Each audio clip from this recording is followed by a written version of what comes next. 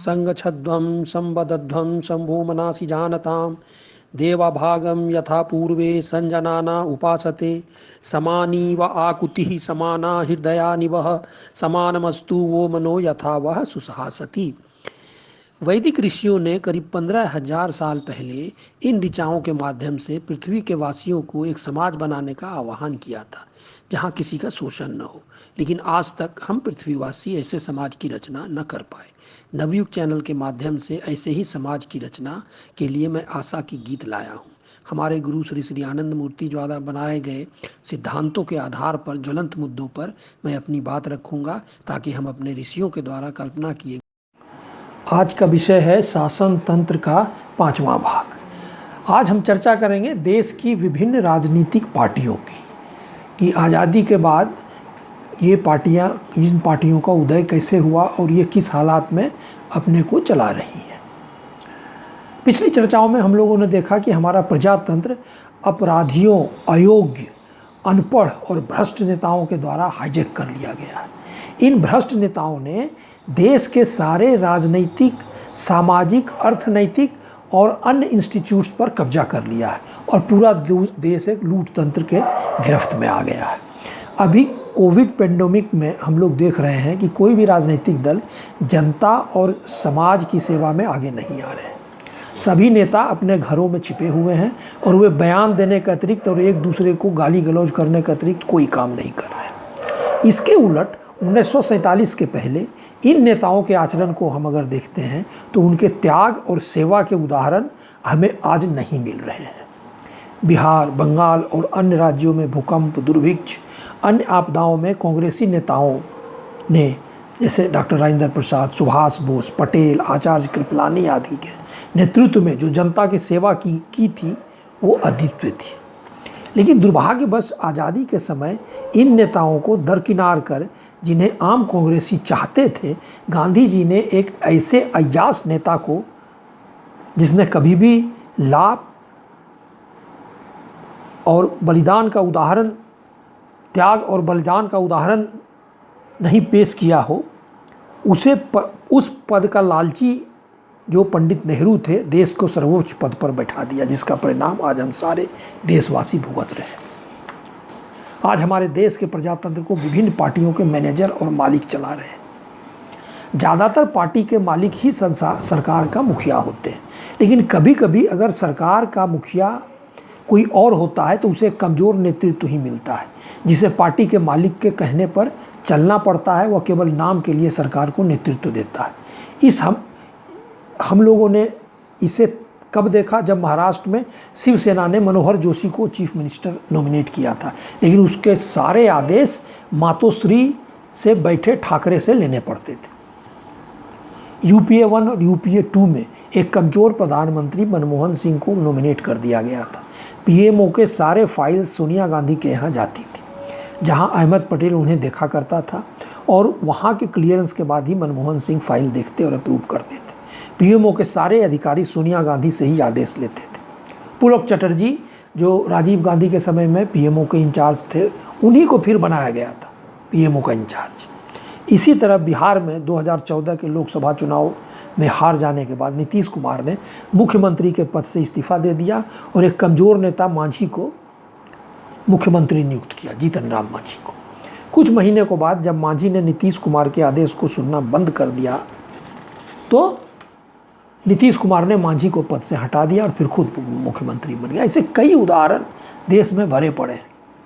चूँकि पूरे देश को राजनीतिक दल के मालिक और मैनेजर ही चला रहे हैं, तो हम देश के विभिन्न दलों के बारे में चर्चा करेंगे कि वे किस तरह उनका उदय हुआ और वे कैसे अभी चल रहे हैं। हमारे देश में राजनीतिक दल को बनाना बहुत ही आसान है। इसका गठन रिप्रेजेंटेशन ऑफ पीपल एक्ट 1951 के सेक्शन 29A के अनुसार होता है। इस एक्ट की फॉर्मेलिटीज़ बहुत ही आसान है। इसके लिए कुछ डिटेल्स, जैसे दल गठन का उद्देश्य, सदस्यता, संगठन का structure, office bearer, party fund और अकाउंट्स आदि सबमिट करने पड़ते हैं। ऐसे तो राजनीतिक दलों की संख्या सैकड़ों में है, लेकिन इस समय जो राजनीतिक दल हैं उनकी संख्या है राष्ट्रीय पार्टी 6 और क्षेत्रीय पार्टी 49। और इन पार्टियों में से जो एक्टिवली चुनाव में भाग लेती हैं वह है राष्ट्रीय पार्टी 4 और क्षेत्रीय पार्टी 15। अब राष्ट्रीय पार्टी कौन कौन है? इंडियन नेशनल कांग्रेस सबसे पुरानी पार्टी है। 1946 में इंटरिम सरकार के फॉर्मेशन होने के बाद ये पार्टी देश की पहली रूलिंग पार्टी बनी। कांग्रेस पार्टी का शासन केंद्र में निर्बाध रूप से मार्च 1977 तक चला। उसके बाद फिर कांग्रेस सत्ता में जनवरी 1980 में आई और फिर इसका शासन नवंबर 1989 तक चला, जब इंदिरा गांधी के मरने के बाद राजीव गांधी प्रधानमंत्री हुए थे। वह नवंबर 89 तक रहे। इसके बाद पार्टी फिर 1991 से 1995 तक शासन में आई और फिर कांग्रेस के नॉमिनी ने 2004 से 2014 तक केंद्र में मिलीजुली सरकार का नेतृत्व किया। शुरुआती दिनों में इस पार्टी में कुछ डेमोक्रेटिक नॉर्म्स थे, लेकिन धीरे धीरे नेहरू ने जब 1959 में सारे सीनियर लीडर्स को दरकिनार कर इंदिरा गांधी को कांग्रेस का प्रेसिडेंट बनाया तो यह पार्टी नेहरू परिवार की प्रॉपर्टी हो गई। 1969 में जब कुछ सीनियर कांग्रेसी नेताओं ने बगावत की कोशिश की तो इंदिरा गांधी ने कांग्रेस का विभाजन कर दिया और कांग्रेस आर और कांग्रेस ओ अस्तित्व में आया। बाद में चुनाव में जब इंदिरा गांधी को बहुमत मिला तो कांग्रेस आर ही असली कांग्रेस हो गई और अभी यह पार्टी पूर्ण रूप से नेहरू खानदान की प्राइवेट लिमिटेड कंपनी बन गई है और इसका नेतृत्व सोनिया गांधी और राहुल गांधी के हाथों में। सोनिया गांधी की पढ़ाई लिखाई इटली में 7वीं या 8वीं क्लास तक ही हुई है, लेकिन वो पार्टी का सारा डिसीजन जैसे चुनाव में टिकटों का बंटवारा, प्रधानमंत्री, मुख्यमंत्री और अन्य मंत्रियों का नॉमिनेशन वही करती है। अब दूसरी राष्ट्रीय पार्टी की चर्चा जिसकी हम करेंगे वो है भारतीय जनता पार्टी। पहले यह पार्टी जनसंघ के नाम से जानी जाती थी। इमरजेंसी के बाद जनसंघ का मर्जर जनता पार्टी में हो गया था। जनता पार्टी के कलह और विघटन के बाद 1979 में जनसंघ के पुराने सदस्यों ने भारतीय जनता पार्टी का गठन किया। यह पार्टी इस समय कई राज्यों में सत्तारूढ़ है। यूपी, उत्तरांचल, हिमाचल प्रदेश, बिहार, कर्नाटक, मध्य प्रदेश, गुजरात आदि राज्यों में। केंद्र में इस पार्टी की सरकार 1998 से 2004 तक थी। इस समय यह पार्टी 2014 से केंद्र में सत्तारूढ़ है। इस पार्टी का संगठन डेमोक्रेटिक सिस्टम से चलता है तथा इस पार्टी का किसी लीडर या परिवार का एब्सोल्यूट कंट्रोल इस पार्टी पर नहीं है। सीपीआई और सीपीएम। सीपीआई का गठन 1924 में हुआ था, कम्युनिस्ट पार्टी ऑफ इंडिया, और communist party of India Marxist. तो ये पहले एक ही पार्टी थी सीपीआई जिसका गठन 1924 में हुआ था। 1940 तक कम्युनिस्ट पार्टी ने अंग्रेज़ों की लड़ाई में कांग्रेस का साथ दिया था। जब सेकेंड वर्ल्ड वार की शुरुआत हुई तब सीपीआई ने इस वार को कंडेम किया और इसे इंपीरियल युद्ध की संज्ञा दी। लेकिन जब रूस ने अंग्रेज़ों के तरफ होकर लड़ाई शुरू कर दिया तब इसी सीपीआई ने इसे पीपुल वार्स की संज्ञा दी। 1942 के कांग्रेसी आंदोलन के समय इस पार्टी ने अंग्रेज़ों का साथ दिया था और आंदोलन का विरोध किया था, और आंदोलन की जो कर रहे थे कई लोगों को अंग्रेजी सरकार को पकड़वाने में, उन लोगों को अरेस्ट होने में वो लोग जो है खुफियागिरी करते थे। वो जो है गुप्त काम करते थे और लोगों का नाम वाम बता देते थे। बाद में सीपीआई ने जिन्ना के पाकिस्तान को गठन और भारत के विभाजन के समय में जिन्ना को सपोर्ट किया था। जब 1962 में चीन ने भारत पर आक्रमण किया तो सीपीआई दो धड़े में बंट गया, प्रो चाइना और प्रो रसिया। सीपीआई के प्रो चाइना धड़े ने चीन के आक्रमण को सही ठहराया और भारत को चाइना के साथ युद्ध में सपोर्ट नहीं किया। प्रो रसिया धड़े ने भारत का साथ दिया था। 1962 में ज्योति बसु सहित सीपीआई के प्रो चाइना धड़े के करीब 4500 सदस्यों को राष्ट्रद्रोह के जुर्म में गिरफ्तार किया गया था। सीपीआई के प्रो चाइना धड़ा, जिसे सीपीएम कहा जाता है, उनका ये कहना था कि चाइना इन्वेशन का उद्देश्य था भारत को पूंजीवाद से आज़ाद करना और कम्युनिज्म के सरकार को स्थापित करना। इन दोनों धड़ों का फॉर्मल स्प्लिट 1964 में सीपीआई और सीपीएम के रूप में हुआ। कम्युनिस्टों के इस तरह के राष्ट्रद्रोही आचरण के कारण ये कभी बंगाल, केरल और त्रिपुरा से बाहर नहीं निकल पाए और अब तो ये बंगाल और त्रिपुरा को भी खो चुके हैं और केवल केरल में कई पार्टियों के अलायंस के साथ सत्ता में। सीपीआई और सीपीएम का संगठन डेमोक्रेटिक है और इनके संगठन पर किसी परिवार या नेता का वर्चस्व नहीं है।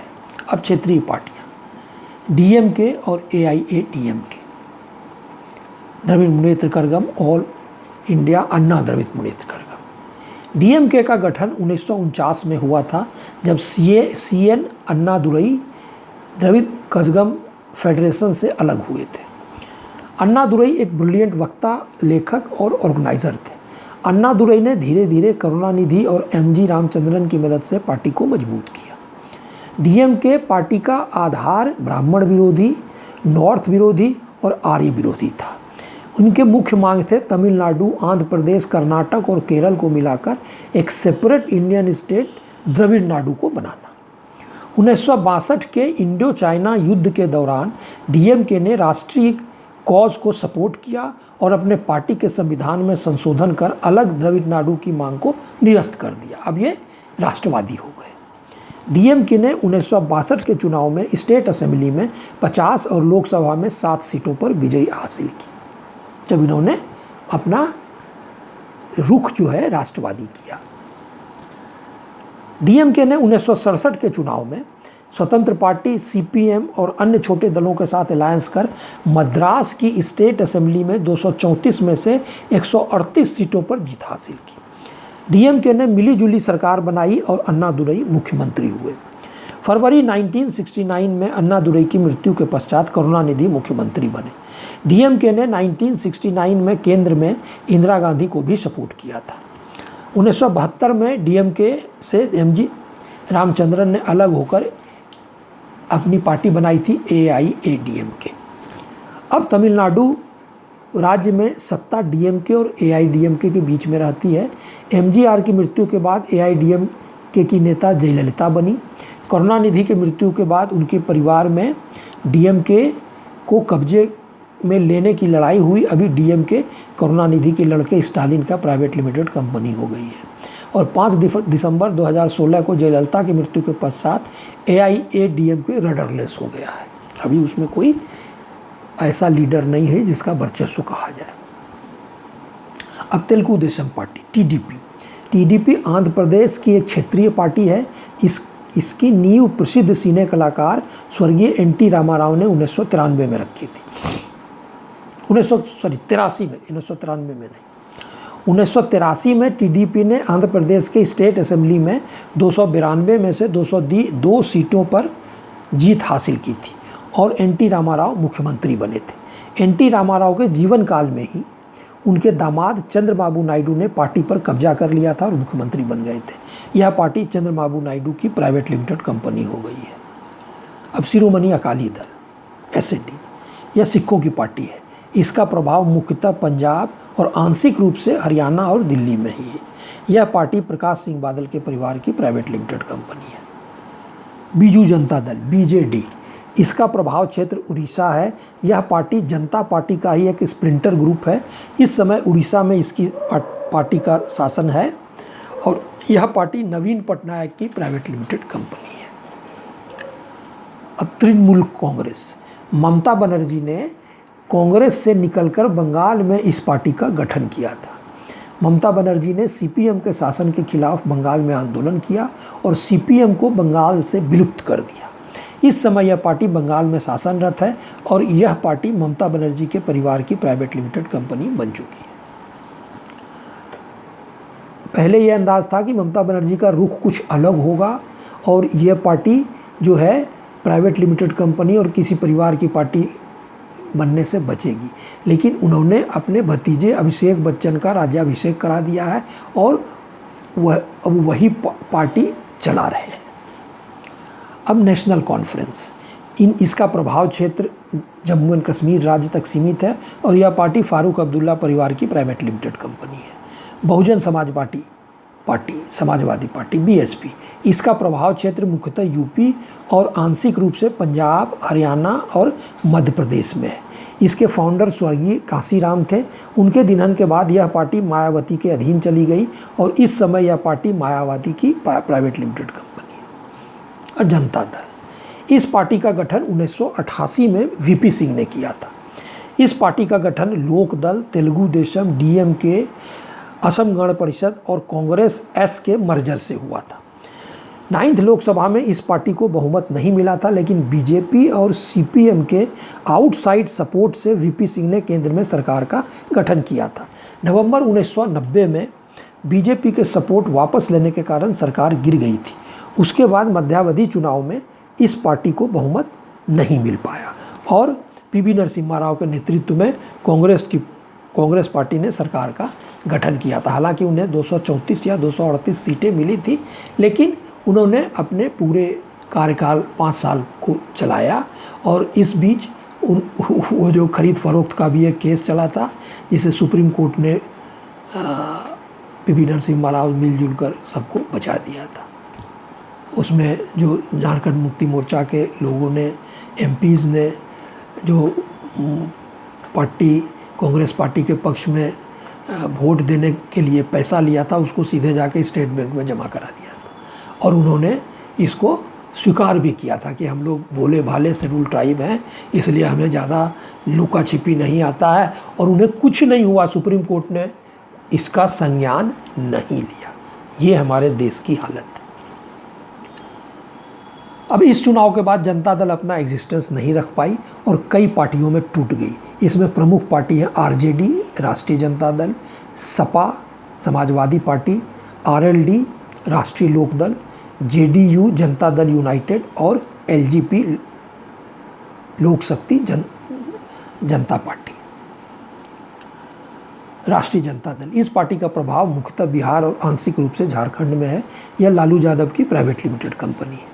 समाजवादी पार्टी सपा, इसका प्रभाव यूपी में ही है और यह मुलायम सिंह यादव के परिवार की प्राइवेट लिमिटेड कंपनी है। और ये इस तरह समाजवादी अपने को कहते हैं, परिवारवाद इसमें इस तरह है कि मुलायम सिंह यादव के परिवार के 65 लोग जो डेमोक्रेटिक इंस्टीट्यूशन के सदस्य, चुने हुए सदस्य हैं। 65 लोग, एमएलए, एमपी, जिला परिषद, पंचायत, हर जगह उनके परिवार के लोग, ये लोग अपने को समाजवादी कहते हैं। राष्ट्रीय लोकदल, आरएलडी, इनका प्रभाव क्षेत्र केवल पश्चिमी उत्तर प्रदेश में ही कुछ जिलों तक है।